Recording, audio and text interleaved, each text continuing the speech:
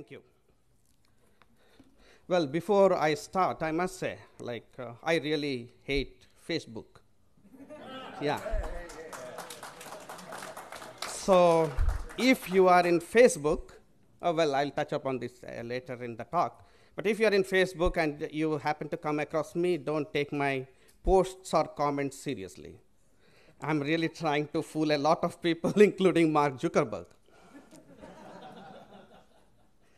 Right, so this topic is about growth of organizations. And I, as a person with my academic background in certain domains, I'm really interested in about this topic. And I have focused about growth more than activism, how an organization works and how the growth of an organization happens.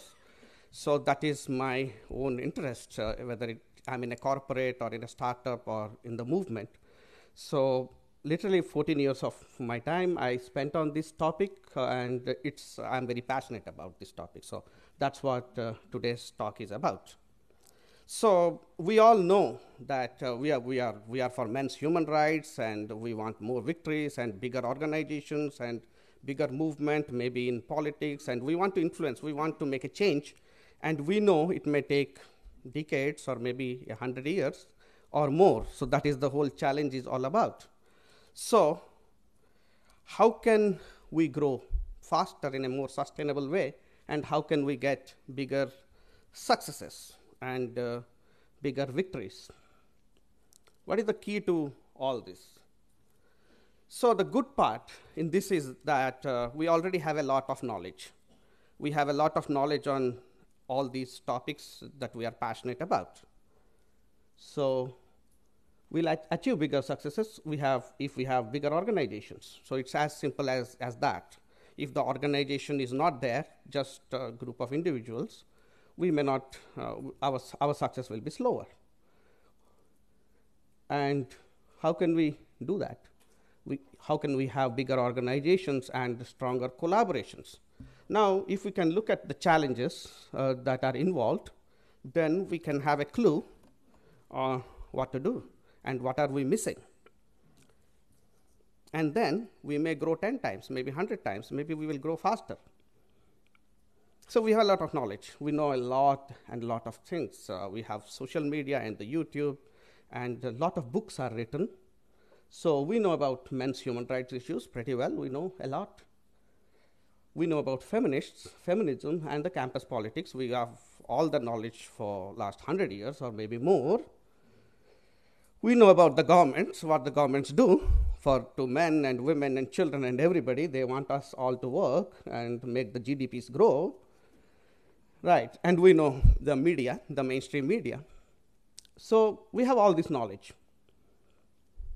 But then what are we missing? Are we missing something?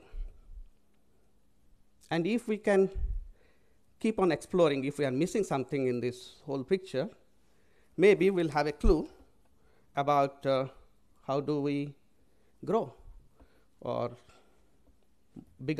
get bigger victories. Most probably an inner journey is kind of missing because it's not something comfortable. It's not comfortable for me to question myself or look inwards or maybe question my own organizations. I will always claim that I'm right.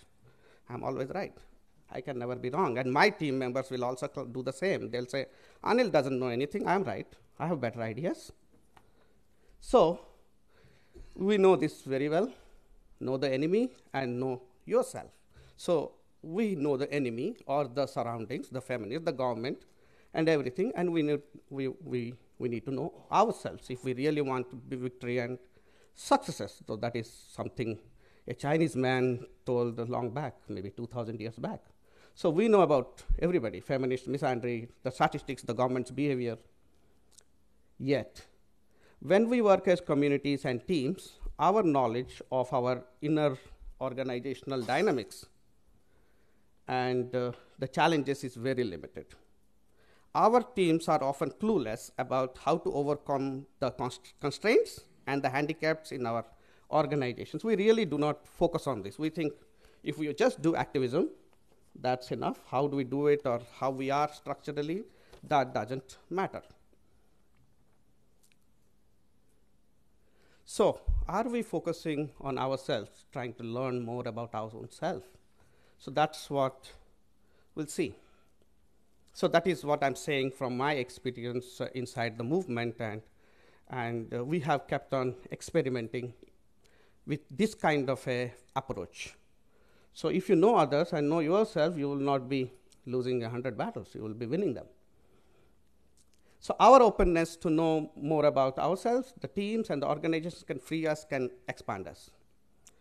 And an understanding and proper design of our value system and organizational culture is the key to our success and growth. So how much we understand how an organization is designed. For example, we want to create a new organization. So do we know the building blocks, what all are needed, and if we can put them together like a car, we can design an organization. And imagine my organization is going down, and if I know the design, it's like an old car, so I just take the parts apart, put it back together again in a certain way, and I can make it work again. Maybe it will be much better than what I've got previously, because I now have got some experience. So let's look at this. Organizations, groups, and individuals. We need to know the differences. Nowadays, a Facebook group is not an organization, or a WhatsApp group, which are like in India, we have like 1,000 WhatsApp groups of men's activists, and everybody claims we are an organization. They are not. A group, anybody can create a Facebook group, add 200 random people, and then say, we are doing something big. It's not going to happen. Of course, we have great individual contributors. We have authors and YouTubers, social commentators, and that's how we got a lot of knowledge. We already have all the, at an individual level, we are doing great, really great. I think we are beating the feminists in big way when we expose all their theories and the false statistics and everything. But an organization as a platform, we can achieve a lot more. There are a lot more things which are possible. And often it can happen that we may undermine the necessity of an organization because it's easy to play an individual game. It's easy, relatively, but then the easy way in usually leads out. Like the easier steps that we take, after a while it stops. So that's how the complex systems work. So we have to do what is necessary to do. We can't avoid them. There may be a lot of easy things to do. And we may achieve some success, but then that success is a trap. That success is a trap, so it keeps us there. Like, and somebody calls like South Indian monkey trap, so you're trapped. And then we miss the bigger things. And there are many challenges, but before that, it's very easy to underestimate the organizational efforts. So if somebody is running an organization, or there's a team of people running an organization, it is very easy to underestimate the organizational efforts or the skills of people involved in the organizational activity. Because the organizational activities may not be that glamorous. It may be a lot of paperwork or a lot of background work, which is not that comfortable or easy. And many people don't want to do it. It may not give you much attention, so the work that somebody is doing in the background to keep the organization intact. This is our experience. In 2016, we were in a very bad shape. So Indian men's movement, there are a lot of men's NGOs, organizations, but SIFF is one of the first ones, and we really did a lot of growth. We contributed to a lot of growth in 2014 till 2004 till 2012. We literally made the movement grow 100 times, and that is because of SIFF. So in a very organic way, we could grow using some of the things which I touch upon. But after a while, our organization said, fine, now we are on our own. We did the growth. Now a particular phase has come. The children are on their own. So we do what we want to do. So yet we had a very bad year in 2016. Our finances were crashing, and we were shrinking. Last year, we had no money to pay the rent. We have 2 men's community centers, and we don't have money to pay the rent. That's the kind of situation we had. So we have no choice but to radically alter ourselves. And it's not comfortable. We have to alter ourselves. We have to look into our own self individually at the level of organization. And we have to reinvent the entire organization, its values and culture. So that's what we took up on.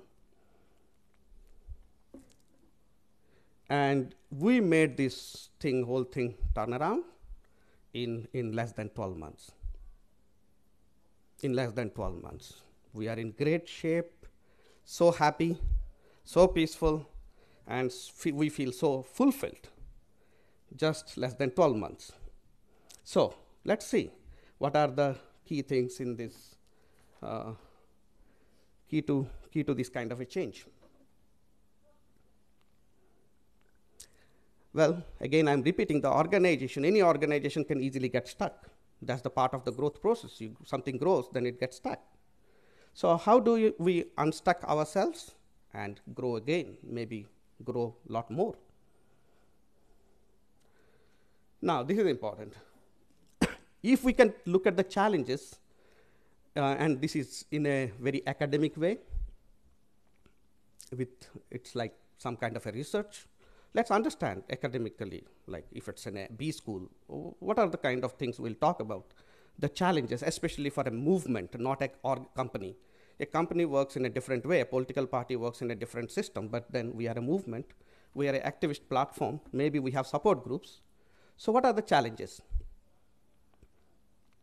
One of the challenges is the challenge of people management. So organization means there are teams of people. Somebody is doing something in the organization, somebody is volunteering for something else, somebody is writing articles, somebody is managing finances, somebody is creating awareness. There are different teams of volunteers. Now, the biggest challenge which we can undermine easily is that there is a people management, which is the overhead. It's not activism. It's not about supporting men or saving a man from committing suicide. It's an overhead. Like, we have to manage the people, the interpersonal dynamics and people's own factors. And now here is the problem. As the organization grows, it's easy to grow. You can make it grow. But then the people management challenges will grow exponentially higher. Okay, so when we grew this organization from 2004 till 2009, we grew something like 50 or 100 times. The people management overheads increased to such an extent that the key people, the greatest contributors, the great contributors, they have to just do this, people management, then they're doing nothing else. Like, you have a huge situation there. The other thing is the expectation management. When there are teams of people and they are activists, they want to do things, they are very passionate about what they want to do, so they will have a lot of expectations from each other and also the people who are running the organization. They will say, why don't we have one more protest or one more event? Why don't we do it in a bigger way? See, they are doing, feminists are doing, and some right wing and the left wing, they have all done it. Why don't we do that? Now, you keep answering them, and then they may not be satisfied. They have all kinds of expectations. So these are the challenges which will come and which are very much there. So this can make running an organization and the teams a very uncomfortable experience. And it's, of course, it's not comfortable. If you want comfort, you should not be running an organization. But it's good. It's good. And end of the day, you feel good. Yes. So there are a lot of things we have our internal conversations. We all say we all want growth. We are open for growth. We are open for great ideas. We have a lot of ideas. However, by default, this is what I've learned after a long time, like all these years, that we all are not agents of growth. We don't create growth. Our attitudes and behavior is not oriented towards growth. So we say we want growth, but we'll do kind of everything to stop growth. Okay? So that's the challenge. And why it happens? Because the organizations are complex. And when there is a complexity, it can create lot of vicious circles and lot of interconnections. So it can show a very counterintuitive kind of a behavior. You try something and it happens in the opposite way. And our understanding, we human beings do not really have an understanding of how to deal with complex systems unless somebody is a mathematician or somebody really specializes on it, how the complex systems work. So teams often resist efforts to bring organizational change. So teams will be debating like why there is no growth, but when somebody tries to take an action or recommend something that this is what is to be done, they will do everything, literally, they will fight to ensure that everything remains stable. There's no change. So the growth doesn't happen. It is easy to get deceived because there is an inherent complexity involved. The values of an organization, the values are very critical, and the values of an organization can degrade over a period of time. Or as you are growing, say we are in Bangalore or Delhi or a couple of cities, and we grow to 20 more cities, but the new cities, the people in the new cities, they may not share the same values that we shared 2, 3, 4 years back, and we may not have time to educate about that. So they may degrade, and over a period of time, we can forget. The other part, it can happen that we can rigidly hold on to some value, which made a lot of sense, maybe 10 years back when there was no Facebook, no Twitter, but today, that particular approach or a value or thinking most probably is counterproductive, but then we are holding on. We said that. Why do we contradict now? We should be consistent. So that is how people won't recognize the change that is needed. For example, the Facebook disrupted our movement in a big way. Our movement, the way it is in India, Facebook is a challenge. I'm there in Facebook. A lot of men's activists are there in Facebook. Our videos and our awareness campaigns are doing great, but that is not good for organization. It's good for marketing. It's good to reach out to people, but it has weakened the organization. So we have to do something different structurally to deal with that. We have to also understand that in a complex system, we can easily get out of touch with reality. And then we can start assuming things and going totally in a different direction from the direction of growth or what is our real purpose. There are two places in life we can stand. One platform is I know, the other platform is I don't know. And you know where most people stand. I know. And I'm scared of guys who work with me with 2 or more years of experience. I'm scared of them because they are activists for 2 or 3 years. They know a lot. So I don't know. I don't know what to do with them because they know so much. They don't want to stand in a place called I don't know. And our team in Delhi is new. Okay? Our team, when we reinvented, our team in Delhi is relatively new. They don't know. They will say, I don't know. And they're really, really growing. They're really growing because they don't know. Yeah, they're in that, so they're really growing. They're experimenting and they are feeling good and they're feeling passionate. But then the other guys who are very much there for a couple of years, they're like, I know, this can't be done, that is done, this works, that doesn't work. Fine. So almost always we find people who are full of opinions. Most of these opinions are not functions of experience or experimentation. It's just an abstract kind of an opinion that you can read somewhere or understand somewhere, try to talk about it, and then the other people pick up those opinions and then they build their own set of opinions. And then it's just a bunch of opinions happening, not something on the ground. We can have an opinion about activism or different kinds of activism, but that's not activism. So this I know thing can lead to a lot of opinions, overconfidence, and a continuous commentary.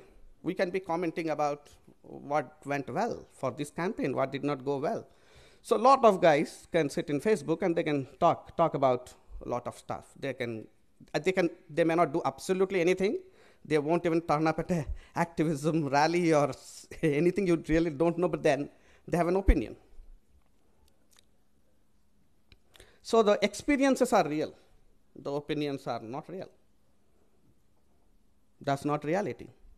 And today, the world is changing so fast with so much of complexity, one can just be in a different world, which we think it's real, but it's not real. So how fast we connect back to reality is what is the key to our success. If we are connecting to the reality that this is what is going on, we have a much, much higher chance of success.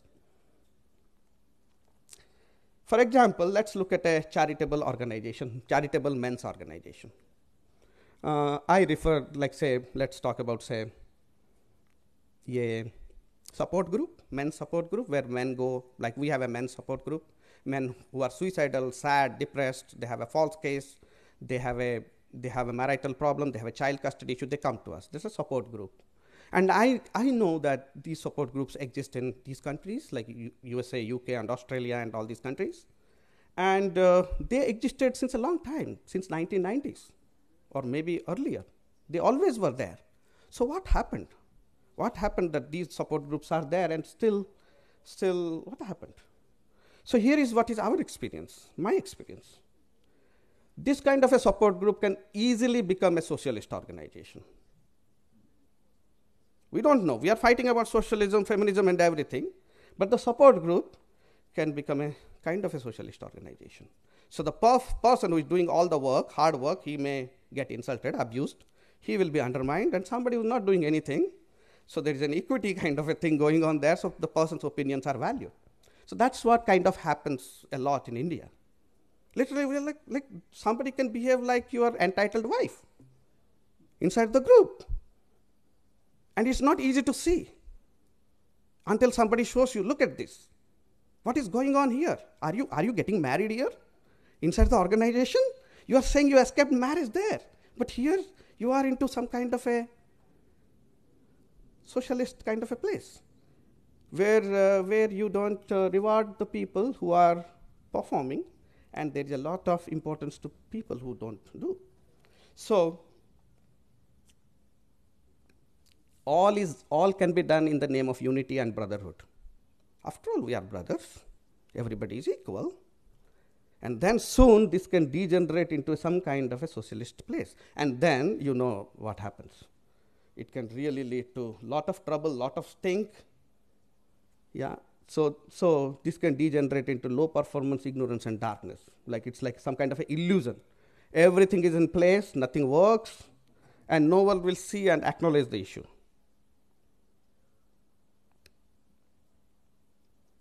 So we have to ensure in our organization that we don't get into a socialist place. So in our organization, we had a long time back, we had a value called there are no free lunches inside SIFF. If you're coming here taking help, you be a part of activism, it's in your obligation. You can't say no. You have to contribute in some way. Maybe you help 10 more people. But then over a period of 7 or 8 or 9 years, people forgot. People just forget it. And then they say that, no, it's not. This value is not there. What we need is, because this entire topic is so complex, we need classrooms for education on values, culture, organizational management, and leadership.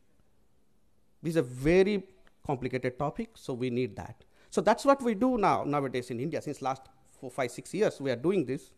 We conduct a class about leadership and activism and the process and the details for all the new guys and the old guys we see and we learn. So this is like very much an academic exercise. And in today's world, it can be done over a video conference to a group of say 20 or 30 people.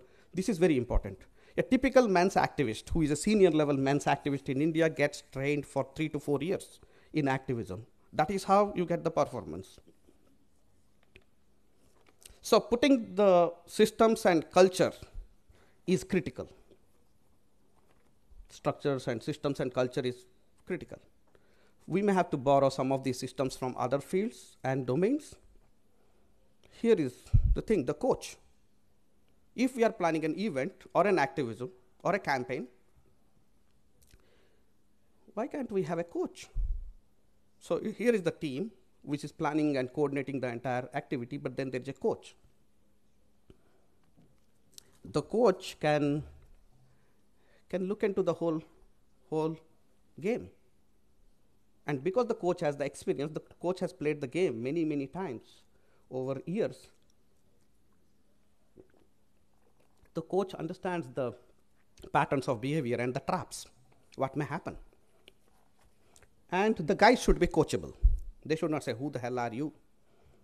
They should take the coaching for that 2 months, not whole life, maybe only 2 months, no harm. We can see. So this can be a way we bring in from another domain. Now, I talk about values. There are a lot of values, but I'm talking about gratitude as a value of life at an individual level and inside the organization. Let's feel grateful for somebody who has done something. And day in, day out, we can feel grateful about the person. In fact, in life, we can be grateful. We can be grateful about water and the air and the earth and the life and our parents and the society. Of course, the society is discriminating us. We agree, but we can still be grateful. A lot of things are not good. In fact, sometimes we go to the extent of saying that be grateful to your enemies. Yeah? So this value, as we get into our own life and inside the organization, it can help. The other way is we can take things for granted. Yes, the movement is there. You have done a lot of things. It's okay. That's there. I can take it for granted. And I say, what have you done? So this can be an important thing. So we have to look into ourselves that am I being grateful, or am I complaining, or am I taking the things for granted?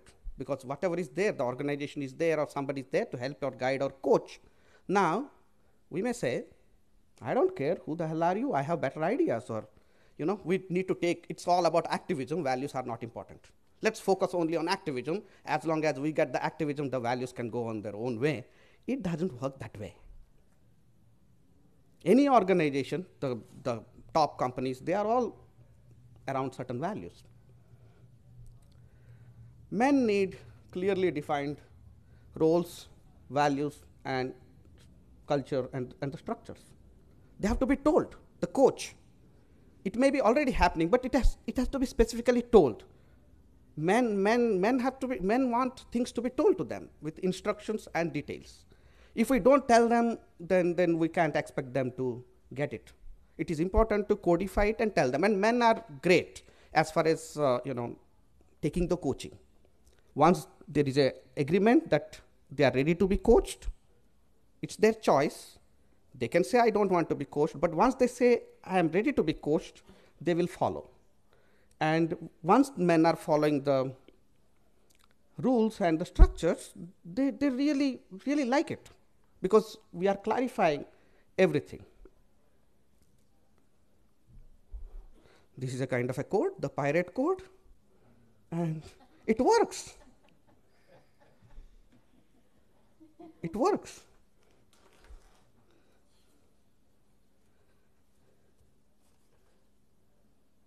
So the organization is like a machine. It has different parts and structures and mechanisms. So if we capture all this in a classroom kind of a setup and provide guys with a 6 months or 1 year part-time learning kind of a course, and we share the experience of different organizations, people who have run the organizations, who have been part of different organizations, we bring that kind of an academic angle to what we do, we can really, really grow. And reinvention, it's all about looking backwards, each part of the organization, and we are completely reinventing, redesigning ourselves. So that's what can make us get out of the stagnation and grow again. Growing can be uncomfortable. It's not easy. And running an organization is not easy, it's not comfortable.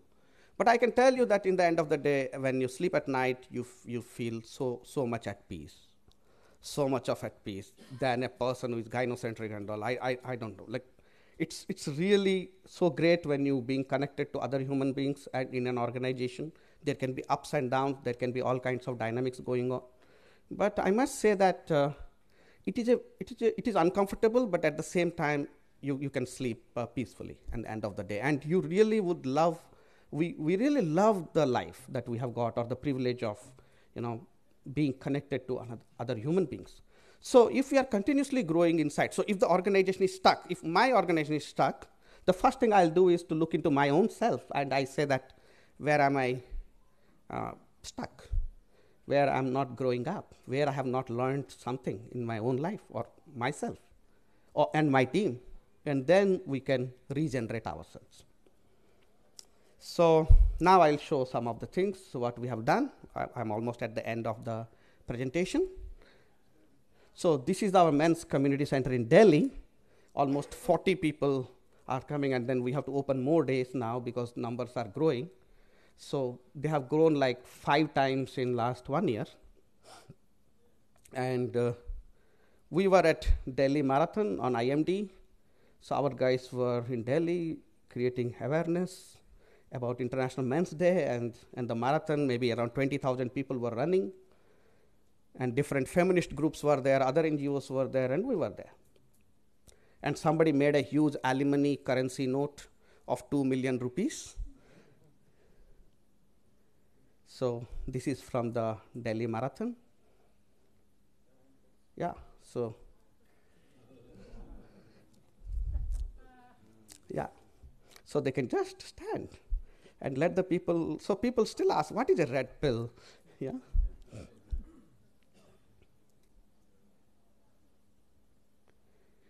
This is something we did. We intervened in a public interest petition at Supreme Court of India because the feminists wanted to strengthen the law again. And so we now countered the feminists at the Supreme Court at Delhi. And so this is pending. So we have this capability to go and fight at the level of Supreme Court of India. Now the media cannot ignore us. We are at that level. We got a candidate in Bangalore to stand in the election of the state assembly. So we campaigned for him, and in fact he got first, most votes in all among the 6 independent candidates. He came first.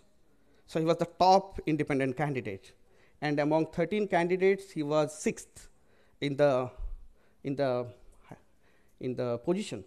So we did better than 2 political parties and like another 5 or 6 independent candidates. So this is a campaign picture. So we reached out to 25,000 houses out of 70,000 houses.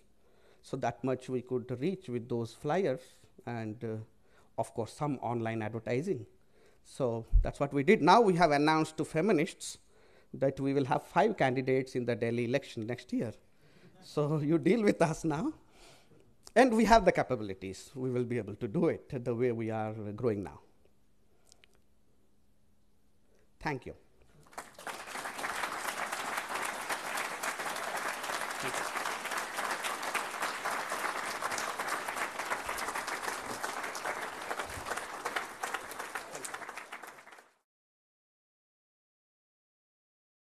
My name is Mike.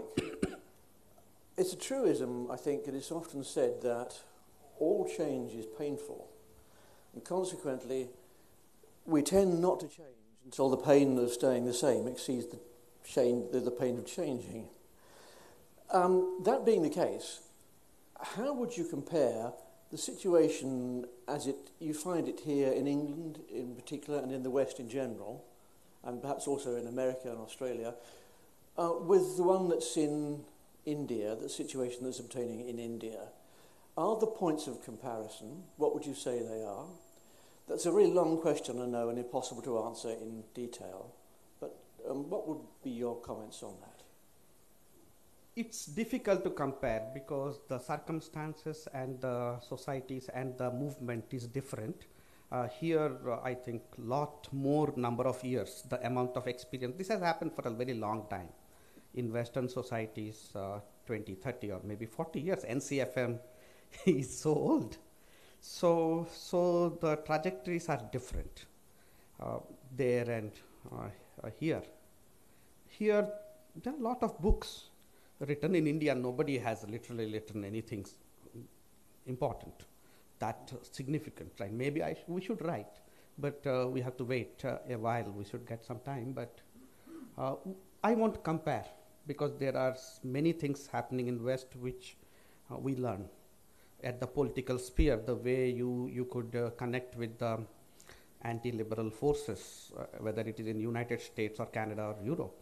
And so I won't compare. Maybe you are there much longer, so you may have to unlearn. That can be a bigger challenge. And our guys are younger, so they have less to unlearn. So that can be a challenge coming at you. But otherwise, I won't say. I think people are the same. Yeah. The men's rights movement is quite diverse, and I wanted to ask how you found a common ground. Was it like a small common ground? Because some ideas are more extreme than others. Yeah, this is an interesting question. Yeah. See, I think it's like we put some effort, and also we were somewhat lucky. When we started this group, Men's Save Indian Family Foundation, we were the people with internet access, software engineers or professionals and all. So somehow we were lucky, and we could bring in a value system pretty quickly before others. So we had a value system where we say, okay, we'll not feel about being a victim. So we coach people not to feel like a victim. You may go to prison, your children are taken away, but we have a process not to feel like a victim. So that was a big difference with other groups. The other groups will be like crying and being very sad. So often we say in this present moment, you are peaceful, you are happy, and you are free. Nobody has tied you. So it is all in the mind. So we created a value system around not having victimhood versus being empowered. So our value system, but for example, we had certain rules. We may not allow a lawyer to be on board and advising our people. One more time. We may not get a lawyer on board inside our core groups to advise people. So our own people who learn the law and advise them. Yeah. So these are certain rules and structures. We could get them pretty quickly in 1 year time, 2004 till 2005. So that's what created a huge momentum for us. And the other groups, we could either cannibalize or they just drifted apart because they are very much sad. They may have a name like Harassed Husbands Club or some such name, which itself is not empowering, right?